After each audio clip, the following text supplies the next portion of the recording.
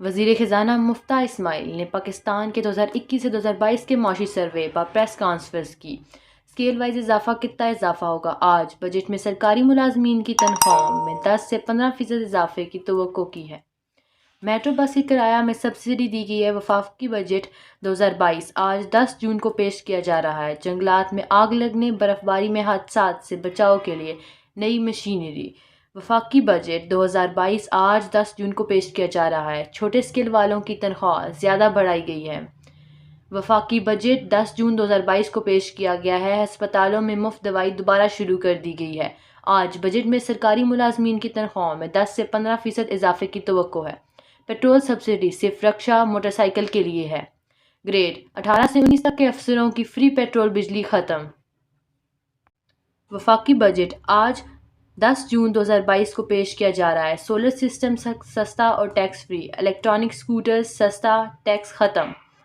وفاقی بجٹ آج 10 جون 2022 کو پیش کیا جا رہا ہے۔ فیکٹری مزدوروں کی تنخواہ میں زیادہ سے زیادہ اضافہ کیا جا رہا ہے۔ میٹرو بس کے کرایہ میں سبسڈی۔ جنگلات میں آگ لگنے، برف باری میں حادثات سے بچاؤ کے لیے نئی مشینری۔ آج بجٹ میں سرکاری ملازمین کی تنخواہوں میں 10 سے 15% اضافے کی توقع ہے۔ چھوٹے اسکیل والوں کی تنخواہ زیادہ بڑھائی گئی ہے۔ ہسپتالوں میں مفت دوائی دوبارہ شروع کر دی گئی ہے اور وفاقی بجٹ آج 10 جون 2022 کو پیش کیا جا رہا ہے۔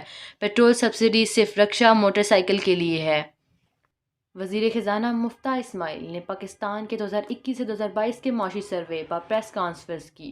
اسکیل وائز اضافہ کتنا اضافہ ہوگا؟ آج بجٹ میں سرکاری ملازمین کی تنخواہوں میں 10 سے 15% اضافے کی توقع کی ہے۔ میٹرو بس کے کرایہ میں سبسڈی دی گئی ہے۔ وفاقی بجٹ 2022 آج 10 جون کو پیش کیا جا رہا ہے۔ جنگلات میں آگ لگنے، برف باری میں حادثات سے بچاؤ کے لیے نئی مشینری۔